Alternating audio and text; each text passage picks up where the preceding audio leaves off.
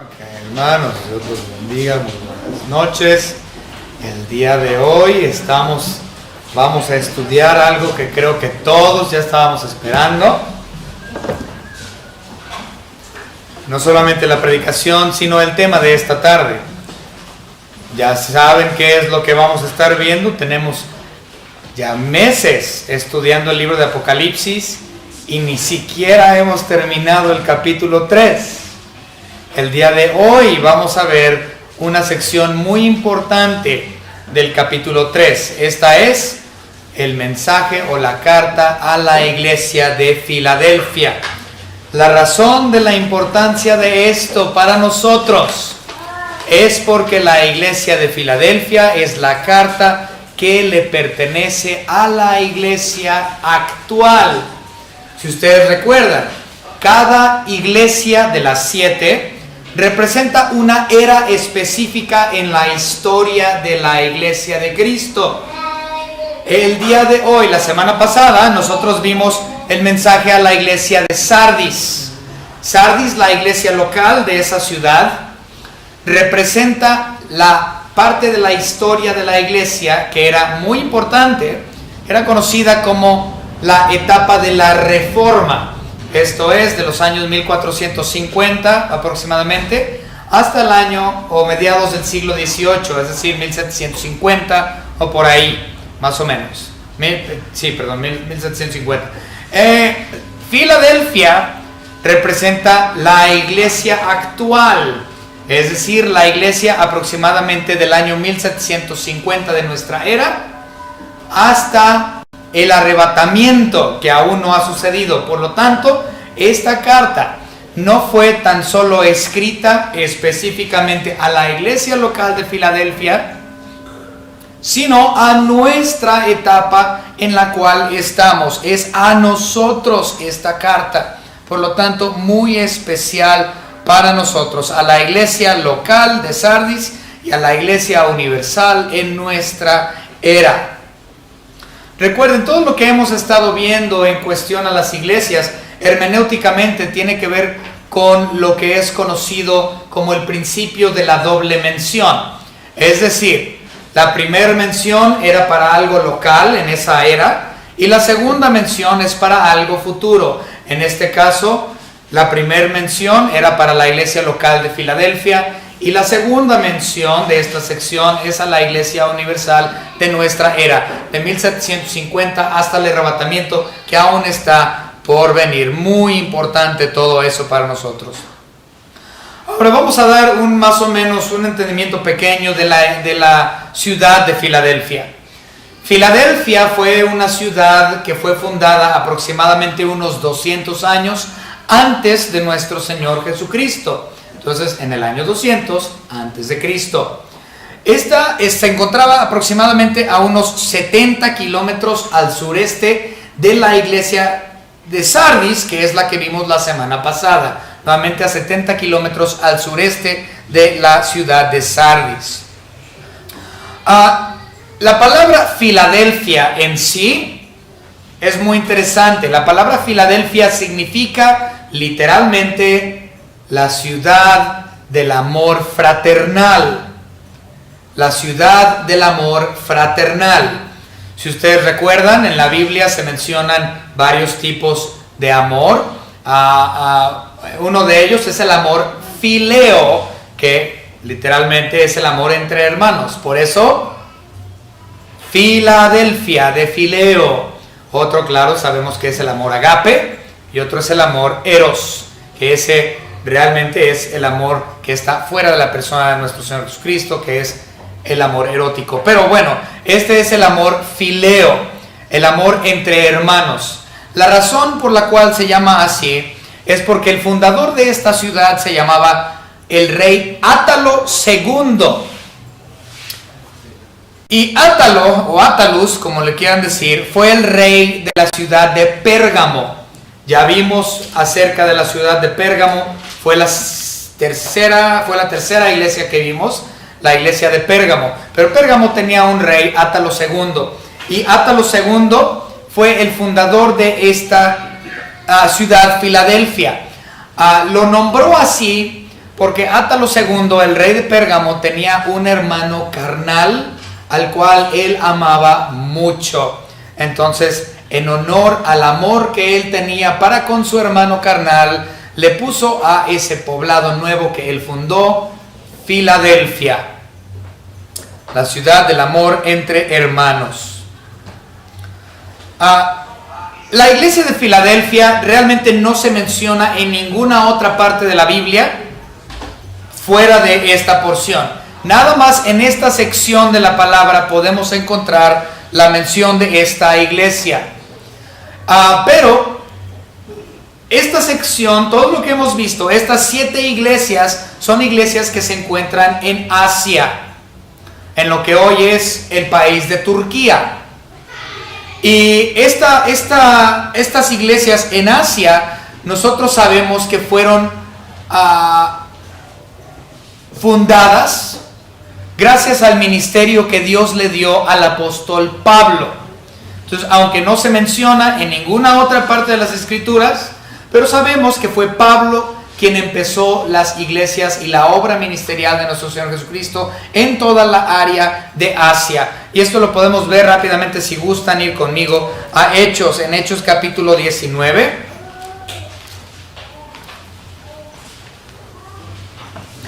Y versículo 10.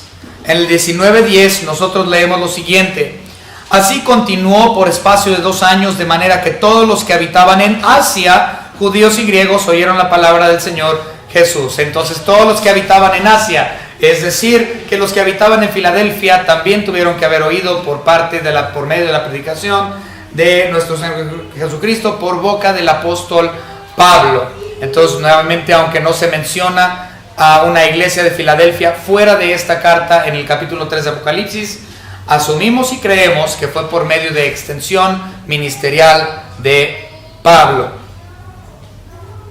Es importante también notar, antes de adentrarnos en lo que vamos en nuestro estudio en el versículo 7, es importante notar también que esta iglesia, la iglesia de Filadelfia, no tiene palabras de condenación. Si ustedes recuerdan, todas las iglesias tienen palabras de encomendación, es decir, que Dios las acepta por ciertas cosas que hicieron, y palabras de condenación. Dios los condena o no acepta o los rechaza en ciertos actos que estas iglesias locales cometieron. Pero en este caso, solamente hay palabras de encomendación, no hay palabras de condenación a esta iglesia local. De las 7 iglesias locales, que esta es la 6ª que hemos estudiado, pero de las 7 iglesias locales, solamente son 2 iglesias que no tienen palabras de condenación. Esta es una, y la otra es Esmirna, que pueden ver en capítulo 2, versículos 8 al 11. Entonces, en Apocalipsis 2, 8 al 11, podemos ver que Esmirna, al igual que Filadelfia, tampoco tiene palabras de condenación. Y ciertamente hay ciertas características muy parecidas entre estas 2 iglesias. Si ustedes quieren leer la sección de la Odisea de Esmirna completo y la sección de Filadelfia completo, notarán que hay muchas similitudes entre ambas. Y nuevamente, ninguna de estas tiene palabras de condenación, solamente de encomendación, o es decir, de aceptación por parte de nuestro Señor Jesucristo. Bien, vamos a empezar con una oración para proseguir con el versículo 7. Señor Padre, le damos gracias por su bendita palabra. Gracias, Señor, por habernos dado su palabra, Señor, para poder estudiarla, para poder escudriñarla, para poder aprender de ella y crecer espiritualmente, para conocer acerca de su persona, Dios Padre, y de la persona de su Hijo Jesucristo. Y gracias por ese Espíritu Santo que usted nos ha dejado como consolador, como maestro, como guía, como iluminación dentro de su palabra. Señor, gracias porque Él es nuestro guía en este mundo, Señor, y realmente nos enseña las cosas profundas de tu palabra. Gracias le damos por esta su iglesia local. Le pedimos, Señor, que en esta tarde podamos aprender un poco más acerca de su palabra en relación a la iglesia de Filadelfia, la cual es importantísima para nosotros porque tiene relación directa para la iglesia de nuestra era. Gracias por todo lo que nos ha dado en el nombre de su Hijo Jesucristo, nuestro Salvador. Amén. Muy bien, versículo 7, acompáñenme ahí. Dice: escribe al ángel de la iglesia en Filadelfia. Esto dice el santo, el verdadero, el que tiene la llave de David, el que abre y nunca cierra, y cierra y ninguno abre. Muy bien. Escribe al ángel. Esto lo hemos repetido todas las 5 veces anteriores a esta, pero lo vamos a repetir. No es un ángel normal. No está hablando de Miguel, ni está hablando de Gabriel, ni está hablando de ningún ángel que ustedes se puedan imaginar. Cada una de las iglesias de estas 7 son los destinatarios de estas cartas. Al ángel de Éfeso, al ángel de Pérgamo, al ángel de Esmirna, al ángel de Filadelfia, al ángel de Laodicea, a todos los ángeles de estas 7 iglesias. Pero no es un ángel normal. Recuerden, esto tiene que ver con la definición de la palabra ángel. La definición de la palabra ángel es mensajero. ¿Y quiénes son los mensajeros? ¿Quién dan los mensajes a las iglesias locales? Los pastores. Entonces el pastor es quien lleva la palabra o el mensaje de Dios a sus oyentes. Esta no es la excepción. Al ángel, es decir, al pastor local de la iglesia de Filadelfia. Ahora, no sabemos quién era el pastor durante esta etapa en la iglesia de Filadelfia. Como vuelvo a repetir, como no hay mención de la iglesia de Filadelfia en otras partes de las escrituras, no podemos decir con certeza quién fue el pastor. Sin embargo, la iglesia de Filadelfia fue una iglesia local, la cual tiene registros históricos hasta el siglo VIII, hasta el siglo VIII de nuestra era. Y empezó aproximadamente en el segundo siglo. Entonces, sus inicios fueron el segundo siglo después de nuestro Señor Jesucristo, y hay historia de ella hasta el siglo VIII. Es decir, que esta iglesia vivió localmente por 600 años aproximadamente. Nuestra iglesia en marzo apenas va a cumplir 35 años de edad. Imagínense una iglesia que históricamente hay registros de 6 siglos de su existencia. Dios ciertamente fue dadivoso y misericordioso y grande para con la iglesia de Filadelfia como iglesia local. Se cree, dentro de estos registros históricos, que el ángel o el pastor de esta iglesia fue un hermano que se llamaba Demetrio. Pero nuevamente no podemos nosotros bíblicamente corroborarlo. Esos son cuestiones históricas, nada más por cuestiones de los sínodos que han existido o que existieron en el pasado, que son como conferencias como tal o algo similar.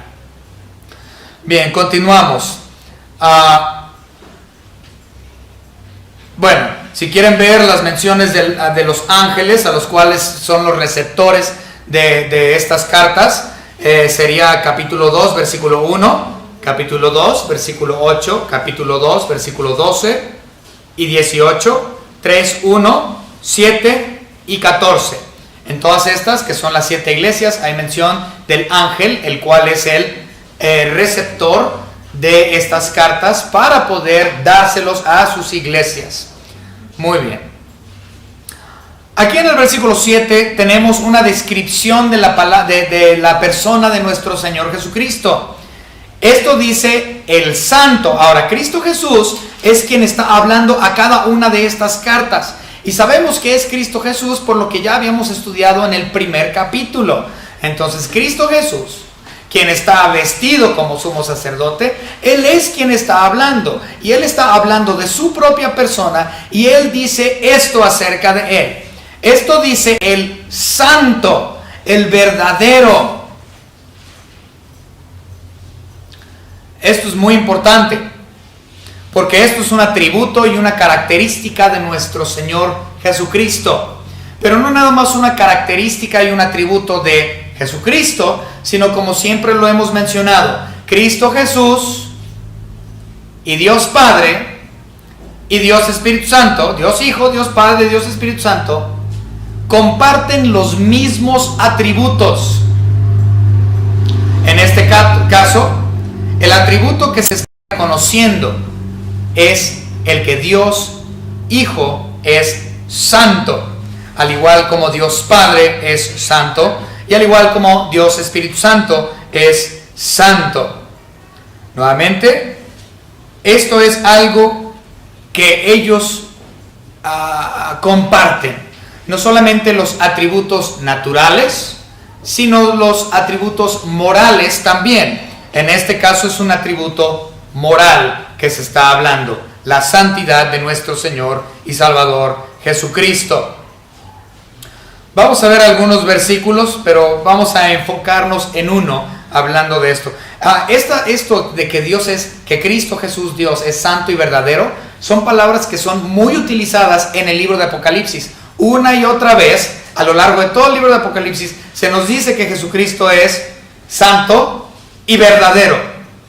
Y eso nada más en Apocalipsis. Obviamente lo podemos ver en muchas otras porciones de la Biblia, pero es algo que hay mucho énfasis en ese atributo moral de nuestro Señor Jesucristo en el libro de Apocalipsis. Vamos a ver un par de ellos, pero nos vamos a enfocar en uno que se me hizo muy interesante. Apocalipsis capítulo 4 y versículo 8, tenemos una repetición de esto. Bueno, sí, vamos a verlo. Y los 4 seres vivientes tenían cada uno 6 alas y alrededor, y por dentro estaban llenos de ojos, y no cesaban día y noche de decir: Santo, Santo, Santo es el Señor Dios Todopoderoso, el que era, el que es y el que ha de venir. Ahí no está hablando de Dios Padre, está hablando de Dios Hijo. El que era, es decir, el que siempre fue, el que es todavía, y el que ha de venir, hablando de su segundo advenimiento. Entonces, está diciendo que Dios Jesucristo, quien ha de venir en un futuro a reinar, Él es santo, santo, santo. La misma referencia que se le hace a Dios Padre. Por lo tanto, un atributo que ellos comparten. Esto también lo podemos ver en el 6:10. Vamos a verlo. Apocalipsis capítulo 6 y versículo 10 dice la palabra: y clamaban a gran voz diciendo: ¿hasta cuándo, Señor, santo y verdadero? Ahí están las mismas palabras que se mencionan en Apocalipsis 3:7. No juzgas y vengas nuestra sangre en los que moran en la tierra. Que ahora, el que quiero poner énfasis en él, se me hizo muy, muy hermoso, es Apocalipsis capítulo 15, Apocalipsis 15:3. Observen este es, wow. Vamos a ver este versículo. Y cantan el cántico de Moisés, siervo de Dios, y el cántico, fíjense, ¿de quién? Del Cordero. ¿Quién es el Cordero? Cristo Jesús. Diciendo: grandes y maravillosos son tus obras, Señor Dios Todopoderoso. Justos y verdaderos son tus caminos, Rey de los santos. Pero ¿a quién se le está nombrando Señor Dios Todopoderoso? Al Cordero, a Cristo. Ahora, yo no puse atención porque no me interesa realmente, pero no puse atención a la versión del Nuevo Mundo que tienen los testigos de Jehová. Pero me gustaría investigarlo en un futuro, a ver qué le hicieron a ese versículo. Pero esto es interesante, porque muestra al Cordero y lo llama Señor Dios Todopoderoso, Rey de los santos. Entonces, Cristo Jesús no solamente es santo, justo, verdadero, sino que aquí vemos en este versículo otro atributo que comparten: todopoderoso. Él es santo, Él es todopoderoso, y Él es verdadero, y Él, Jesucristo, el Cordero, es Dios.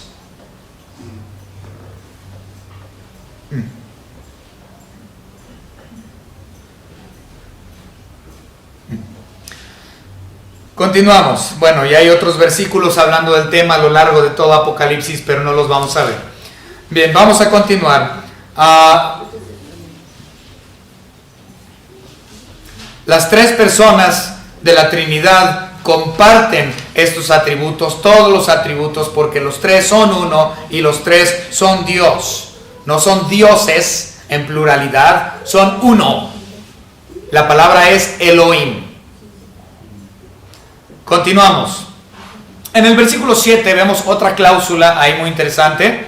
Dice, el que tiene la llave de David.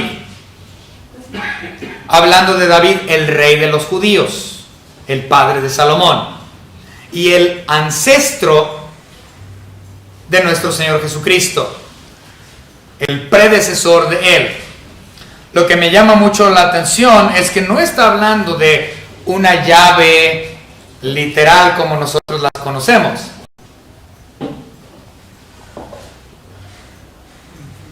sino que la llave en sí es la persona de Cristo Jesús. Cristo Jesús está diciendo, yo tengo la llave porque yo soy la llave.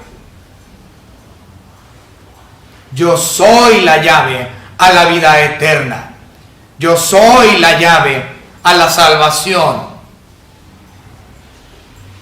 Yo soy la llave al reino celestial.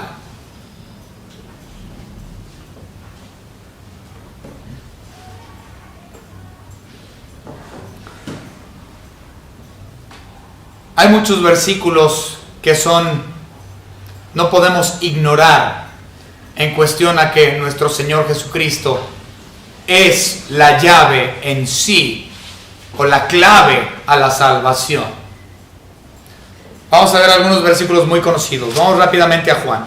El Evangelio según San Juan, capítulo 14 y versículo 6. Jesús les dijo, yo soy el camino y la verdad y la vida.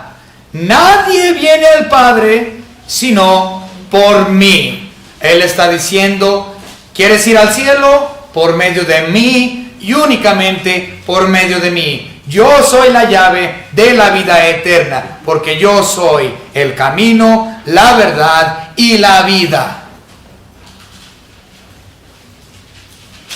Otro versículo muy famoso de la Biblia que nos muestra que la salvación o la llave a la salvación es únicamente por medio de Él, está en el libro de Hechos. Hechos capítulo 4 y versículo 12. Dice la palabra de Dios. Y en ningún otro hay salvación. No hay salvación en ningún otro. Porque no hay otro nombre bajo el cielo, es decir, en esta tierra, en este planeta, bajo este cielo, en este mundo. No hay otro nombre en este planeta Tierra dado a los hombres, es decir, nadie con un nombre humano. Es decir, no es María. Es decir, no es Buda. Es decir, no es Haile Selassie. Y ninguno de los otros que puedan imaginarse. Nazón, Nacor, ¿cómo? Joaquín, el que está en la cárcel. Ese. No hay nombre dado a los hombres en que podamos ser salvos. El único nombre bajo el cielo dado a los hombres en que podamos ser salvos es el nombre del unigénito Hijo de Dios, nuestro Señor y Salvador Jesucristo. Él es el único. Por lo tanto, Él es la llave a la salvación. Ahora quiero hacer notorio algo muy interesante aquí en Apocalipsis, en esta sección que estamos viendo. Aquí menciona que Él tiene la llave. Vamos a volverlo a leer, el versículo 7. El que tiene la llave de David, el que abre ninguno cierra, el cierra y ninguno abre. Él es el que tiene potestad de la vida eterna. Nadie tiene la potestad de esta llave. Nadie tiene la autoridad más que Cristo Jesús. Solamente Él. Ahora, si nosotros regresamos a Apocalipsis capítulo 1 y leemos el versículo 18, se habla de otra llave que tiene Cristo Jesús. Vamos a verlo, Apocalipsis 1:18. En el 1:18 leemos: y el que vivo y estuve muerto, mas he aquí que vivo por los siglos de los siglos, amén, y tengo las llaves de la muerte y del Hades. Cristo Jesús está diciendo: yo tengo las llaves de la muerte misma y tengo las llaves del infierno mismo. Yo tengo la autoridad para la muerte y tengo la autoridad sobre la tumba. Y aquí, en el 3:7 que estamos leyendo, él dice: yo tengo la autoridad y la llave de la vida. Observemos el contraste entre estas llaves. Esto implica que nuestro Señor Jesucristo tiene una soberanía increíble. Él es dador de la vida física y la vida eterna, así como Él es el dador de la muerte y tiene llave del infierno también. Él tiene, otras palabras, el dador de la vida física y el dador de la vida eterna. El dador de la muerte física y el dador de la muerte eterna, o la muerte segunda. Esto, tan solo eso, nos muestra la soberanía y el poder de Dios sobre la vida física y espiritual y sobre la muerte física y espiritual. Wow. Continuamos.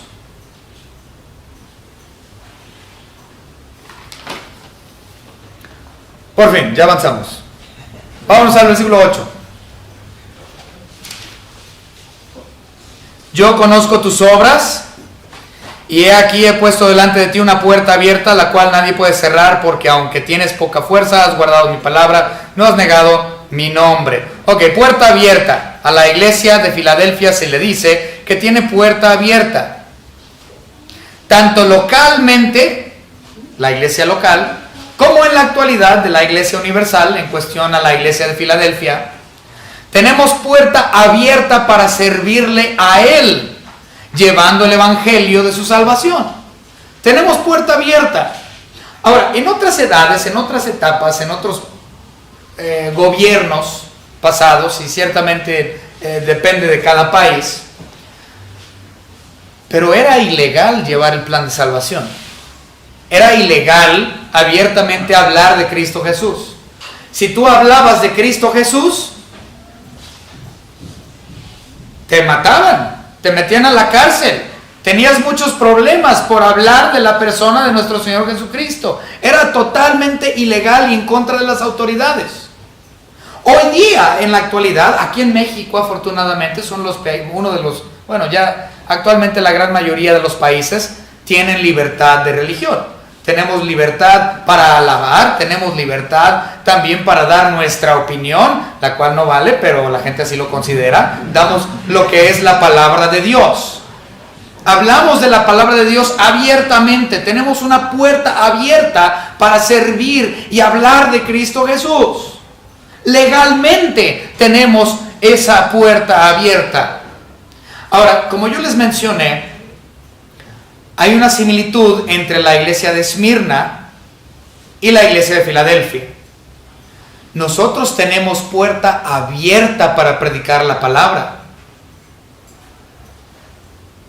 En el caso de Esmirna, ellos predicaban la palabra, pero fueron llevados a las cárceles, porque en ese tiempo era ilegal.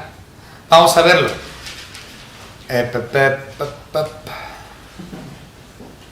Capítulo 2, versículo 10. No temas en nada lo que vas a padecer. He aquí, el diablo echará a algunos de vosotros en la cárcel para que seáis probados y tendréis tribulación por 10 días. En otras palabras, ellos fueron llevados a la cárcel por predicar la palabra de Dios y aceptaron esas consecuencias por el amor a Cristo Jesús. La iglesia hoy tiene una puerta abierta para la predicación y el servicio a nuestro Señor Jesucristo.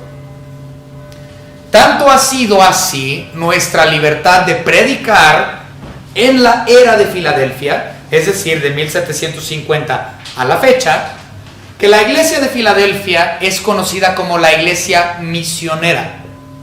Se le llama la iglesia misionera porque de 1750 hasta nuestra era, hasta nuestro año actual, 2020, ha sido la iglesia que más misioneros ha enviado alrededor del planeta predicando el evangelio de nuestro Señor Jesucristo.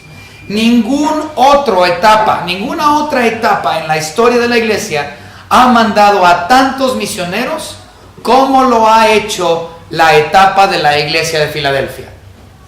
Ahora, en gran parte de eso, no solamente es por la libertad política que se ha dado para la expansión de la palabra, sino también tenemos puerta abierta por cuestión a movilidad y transporte.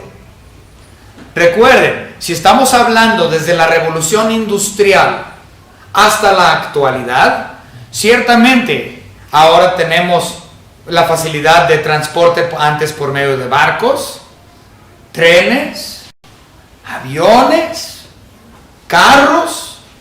Entonces, a causa de la facilidad de transporte y la apertura por parte de leyes de gobierno alrededor del mundo, ciertamente la iglesia de Filadelfia ha sido, sin duda alguna, la etapa misionera de la iglesia. Damos gracias a Dios por esa puerta abierta que aún tenemos y nadie la va a cerrar. Esta no va a terminar sino hasta que Cristo venga por su iglesia. Algo que vamos a hablar de eso en unos momentos. Ahora, Pablo habló también usó esta misma expresión de tener puerta abierta para la predicación. Él lo habló en diferentes lugares de la Biblia, pero vamos a ver 3 de ellos. 1 Corintios, capítulo 16, versículo 9. Dice la palabra de nuestro Señor: porque se me ha abierto puerta grande y eficaz, y muchos son los adversarios. Él tuvo puerta abierta para predicar. También lo podemos ver en 2 de Corintios, capítulo 2, y versículo 12. Cuando llegué a Troas para predicar el evangelio de Cristo, aunque se me abrió puerta en el Señor, no tuve reposo en mi espíritu. Entonces él tuvo puerta abierta para predicar. Y también lo podemos ver en Colosenses. Colosenses capítulo 4 y versículo 3. Dice el apóstol Pablo aquí: orando también al mismo tiempo por nosotros, para que el Señor nos abra puerta para la palabra, a fin de dar a conocer el misterio de Cristo, por el cual también estoy preso. Ellos estaban yendo presos por predicar la palabra y él estaba diciendo que tenían puerta abierta. Nosotros, que no vamos a la cárcel por predicar el evangelio, verdaderamente tenemos puerta abierta. Prediquemos la palabra. Esta es la edad de la iglesia misionera.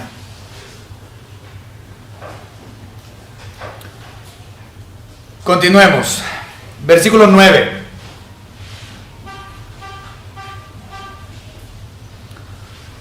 He aquí, yo entrego de la sinagoga de Satanás a los que se dicen ser judíos y no lo son, sino que mienten. He aquí, yo haré que vengan y se postren a tus pies y reconozcan que yo te he amado.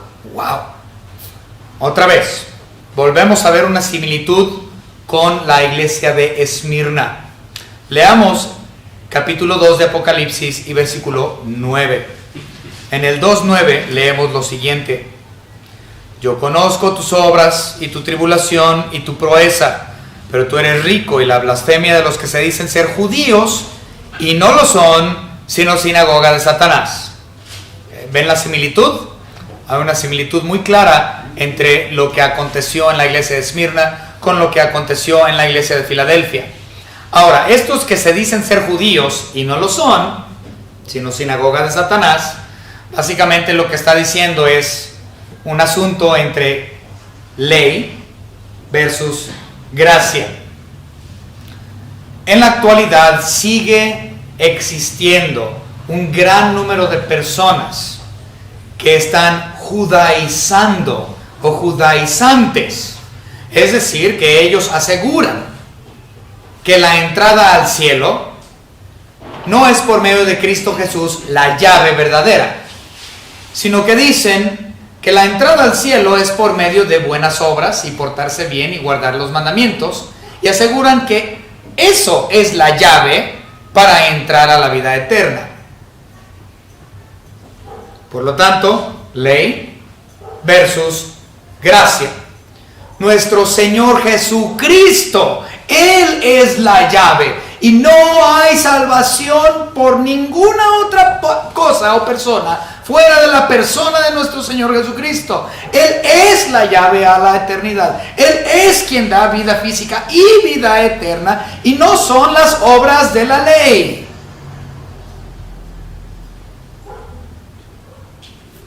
Por lo tanto, estos falsos judíos son todos aquellos quienes aseguran que es por ley y no por gracia. Ellos son los judaizantes, los judíos falsos. Pero ¿saben quiénes son los verdaderos judíos? Pablo nos lo menciona en el libro de Romanos. Él nos menciona que un judío no es aquel que es circunciso o el que está bajo la ley, sino aquel que es circunciso de corazón. Ese es el verdadero pueblo escogido. Vamos a ver Romanos, capítulo 2, versículos 28 y 29.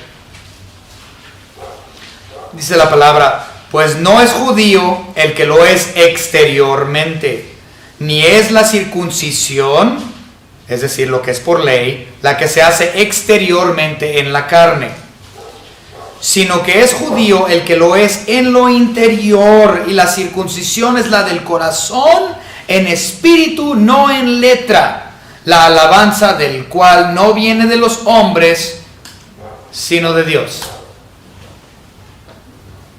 El pueblo escogido verdadero de Dios es aquel quien ha creído en Cristo Jesús como su único y propio Salvador, y la obra redentora que Él hizo en la cruz del Calvario.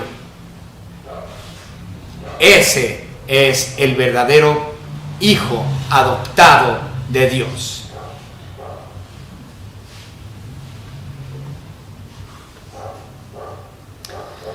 Continuamos, versículo 10. Por cuanto has guardado la palabra de mi paciencia, yo también te guardaré de la hora de la prueba. Esto es increíble. Ahorita me gustaría tener mucho más tiempo. Yo podría hablar de este tema todo el día, pero no tenemos el tiempo. Pero vamos a leerlo. Esto está hablando del arrebatamiento de la iglesia. Estamos hablando de escatología. Aquí estamos hablando del tema escatológico, de las cosas por venir, específicamente del arrebatamiento de la iglesia. Vamos a leerlo nuevamente. Por cuanto has guardado la palabra de mi paciencia, yo también te guardaré de la hora de la prueba que ha de venir sobre el mundo entero. Eso está hablando de los 7 años de tribulación, para probar a los que moran sobre la tierra. Dios va a sacar a su iglesia y nos va a guardar, es decir, nos va a preservar de la hora de la prueba sobre el mundo, es decir, del tiempo de la tribulación, los 7 años de la tribulación. La iglesia no va a estar aquí, la iglesia va a ser arrebatada. La iglesia no va a morar en este mundo. Los moradores de la tierra que menciona aquí Estos son los inconversos, los que no pertenecen a la iglesia, los que no serán arrebatados. Recuerden que hay varias posturas en cuestión al arrebatamiento. Se encuentra el pretribulacionalismo, que es lo que nosotros creemos, es decir, que Cristo Jesús va a venir por su iglesia previo a la tribulación, por eso pretribulacionalismo. Hay los que son atribulacionalistas, que esos son bien raros, esos cuatro son rarísimos. El atribulacionalista es aquel que cree que Cristo Jesús va a venir por su iglesia a la mitad de los 7 años de tribulación. Entonces, es decir, que ellos creen que vamos a ver un poco de la tribulación antes de que Cristo nos arrebate.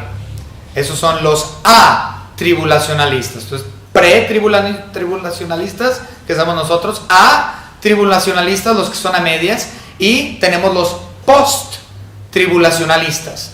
Los post-tribulacionalistas, claro está, son los que creen que Cristo va a arrebatar a su iglesia posterior a los 7 años de tribulación, lo cual es completamente, aunque hay muchas evidencias bíblicas con las cuales ellos se defienden, pero realmente a la larga es ilógico, porque ya ¿para qué? Porque después de la tribulación ya Cristo va a venir a reinar aquí. Entonces, ¿cuál es el punto en sacarnos de aquí? ¿Para qué funciona el arrebatamiento post-tribulacionalismo si Cristo va a venir a reinar durante ese tiempo? O sea, no hay lógica en el post-tribulacionalismo. Y aquí nosotros podemos ver fácilmente que dice otra vez que Él nos guardará de la hora de la prueba que ha de venir sobre el mundo. No vamos a estar aquí. Y hay varios versículos. Aquí puse los 3 más importantes o más conocidos, pero hay muchos que hablan del tema. Vamos a ver Juan. El libro de Juan, el Evangelio de Juan, capítulo 14, versículos 1 al 3, muy conocidos esta porción de la palabra. No se turbe vuestro corazón, creéis en Dios, creed también en mí. En la casa de mi Padre muchas moradas hay, es decir, en el cielo. Si así no fuere, yo os lo hubiera dicho. Pues a preparar lugar para vosotros. Él fue para preparar lugar para nosotros en el cielo. Y si me fuere y os prepararé lugar, vendré otra vez, es decir, que va a venir y os tomaré. Nos va a llevar con Él a mí mismo, para que donde yo estoy, es decir, en el cielo, vosotros también estéis. Entonces, Jesucristo ascendió para preparar un lugar en su morada celestial junto con Dios Padre, y Él va a regresar y nos va a tomar de este mundo y nos va a llevar a donde Él está en los cielos. Pre-tribulacionalismo. También lo podemos ver en 1 Corintios. Vamos rápidamente a ver 1 Corintios. Capítulo 15. Y vamos a ver versículos 51 y 52. He aquí os digo un misterio. No todos dormiremos, pero todos seremos transformados, hablando de santificación completa, gracias. En un momento, en un abrir y cerrar de ojos, a la final trompeta, porque se tocará la trompeta, y los muertos serán resucitados incorruptibles, y nosotros seremos transformados. Ahora es importante notar esto, porque esto nos lleva a 1 Tesalonicenses capítulo 4. Vamos rápidamente a 1 Tesalonicenses capítulo 4. Y aquí hay varios versículos que hablan del tema, pero vamos a leer del 13 al 17. Sí. 1 Tesalonicenses capítulo 4, del versículo 13 al 17. Dice la palabra de nuestro Señor Dios: tampoco queremos, hermanos, que ignoréis acerca de los que duermen, que es lo que vimos en 1 Corintios 15, para que no os entristezcáis como los otros que no tienen esperanza, porque si creemos que Jesús murió y resucitó, así también traerá Dios con Jesús a los que durmieron en Él. Por lo cual os decimos esto en la palabra del Señor, que nosotros que vivimos, que habremos quedado hasta la venida del Señor, no precederemos a los que durmieron, porque el Señor mismo, con voz de mano, con voz de arcángel, con trompeta de Dios, descenderá del cielo. Los muertos en Cristo resucitarán primero, luego nosotros, los que vivimos, los que hayamos quedado, seremos arrebatados juntamente con ellos en las nubes para recibir al Señor en el aire. Y así estaremos siempre con el Señor, por tanto, alentados los unos a los otros con estas palabras. Entonces está diciendo que Cristo va a descender y los muertos en Cristo resucitarán primero, y los que nosotros hemos quedado con vida antes de la tribulación seremos también arrebatados y seremos llevados juntamente con el Señor para encontrarnos con Él en las nubes, en el aire. Somos pre-tribulacionalistas, aunque hay muchos que creen en post-tribulacionalismo y algunos pocos que son atribulacionalistas. Ahora, la sección de la tribulación, no voy a hablar de la tribulación en esta noche porque no es el punto, pero la sección de la tribulación, que es la sección que todo mundo le fascina saber de eso, viene a partir del capítulo 6.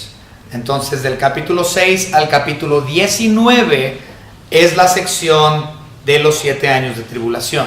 Entonces, aún no hemos llegado ahí, todavía estamos en el capítulo 3. Bien, continuamos. ¿Dónde estoy? Antes del 11. Vamos a ver el 8 otra vez. Una cosa que, ahora recuerden, Filadelfia no tiene palabras de condenación, pero quiero que noten algo muy interesante que viene aquí en el versículo 8. No lo mencionamos porque lo dejé para el final. En el versículo 8 de Apocalipsis capítulo 3 nos dice que la iglesia de Filadelfia no tiene fuerza. Dice, tiene poca fuerza. La iglesia de Filadelfia es débil. No hay palabras de condenación en contra de ella, pero ciertamente no somos la mejor de las etapas de la iglesia. ¿Por qué? Por la debilidad que ha existido dentro de la iglesia a causa de la falta del estudio de su palabra. Sí, vamos a ser sinceros. Hoy en día yo he conocido muchísimos hermanos que dicen: hay que dar y predicar el evangelio, hay que predicar el evangelio, hay que predicar el evangelio. No necesita tanto estudio. ¿Para qué tanto estudio? Hay que ser hacedor de la palabra. Ponte a hacer, dicen ellos. Ponte a tocar puertas, dicen ellos. ¿Para qué tanto estudio? ¿Para qué tanto? No, tú predica. Bueno, pues es lo que ha sucedido, y la iglesia de Filadelfia es la iglesia misionera por ese también motivo. Pero el problema es de que es una predicación, pero no hay un entendimiento profundo. No hay una seriedad en el estudio de la palabra de Dios. Porque no quieren leer, quieren predicar, quieren tocar puertas, quieren ganar almas. Pero no hay una enseñanza, no hay un estudio metódico, no hay teología sistemática, no hay un aprendizaje de las doctrinas profundas de Dios. Por lo tanto, aunque la iglesia sabe muy bien cómo llevar el plan de salvación, no hay un discipulado como tal. Por lo tanto, la iglesia de Filadelfia es débil, con poca fuerza.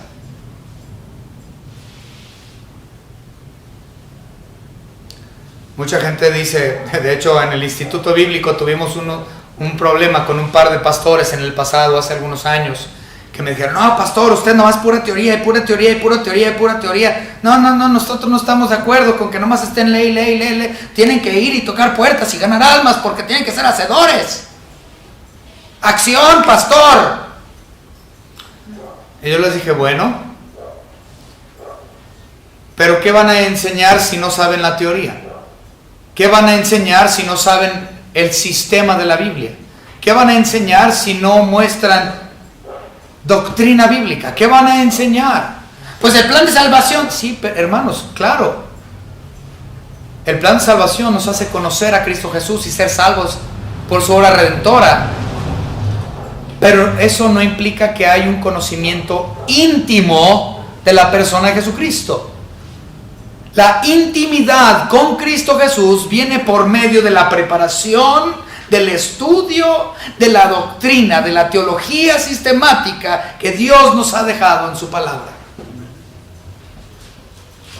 Es por eso que la iglesia de Filadelfia, aunque no tiene palabras de condenación, es débil. Y esto nos lleva al último versículo, el versículo 11, perdón.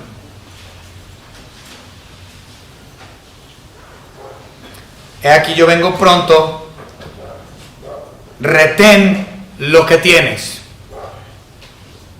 ¿A qué se refiere con retener lo que tenemos?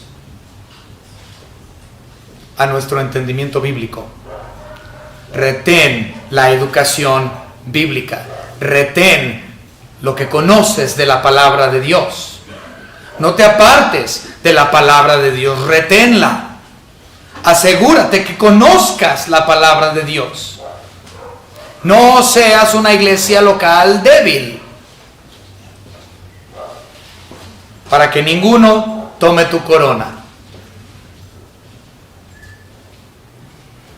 Puedes perder galardones al ser un cristiano débil. Este es el problema de la iglesia de Filadelfia. Es una buena iglesia, una iglesia ciertamente amada por Dios, una iglesia misionera que ha llevado el evangelio a todos los rincones de la tierra gracias a el transporte actual. Pero una iglesia que aún así, aunque es la verdadera iglesia, no han retenido la doctrina de la palabra de Dios como es debido. Y va a haber pérdidas de coronas por parte de esta iglesia. Al que venciere, es decir, al salvo, al que verdaderamente es salvo, versículo 12, yo lo haré columna en el templo de mi Dios, y nunca más saldrá de ahí. Es permanente la salvación, la permanencia en los cielos, específicamente la Nueva Jerusalén. Ahora, esto lo he mencionado antes. Recuerden algo, esto es muy interesante. La iglesia, mucha gente cuando habla de que, ¿quieres ir al cielo? Y dice, sí, yo quiero ir al cielo. Pero no se dan cuenta que la iglesia en realidad nada más va a estar en el cielo un total de 7 años. El cielo actual, la iglesia solamente va a estar ahí durante los 7 años de tribulación. No vamos a estar en el cielo actual por la eternidad, como muchos creen. Vamos a estar en el nuevo cielo, es decir, la nueva Jerusalén. Esa es donde vamos a tener nuestra permanencia por la eternidad. Y esta es a lo que se refiere este versículo 12. No se refiere al cielo actual. Si ustedes recuerdan, la Biblia nos dice que habrá cielos nuevos y tierras nuevas en el que mora la justicia. Estos cielos donde hay permanencia está hablando de los cielos, la nueva Jerusalén, y no los cielos actuales en la cual la iglesia solo morará por un total de 7 años, es decir, los 7 años de la tribulación durante el tiempo de nuestro arrebatamiento hasta el segundo advenimiento de Cristo Jesús. Vamos a terminar de leer el versículo 12. Columna en el templo de mi Dios y nunca más saldrá de ahí. Escribiré sobre el nombre de mi Dios y el nombre de la ciudad de mi Dios, la nueva Jerusalén.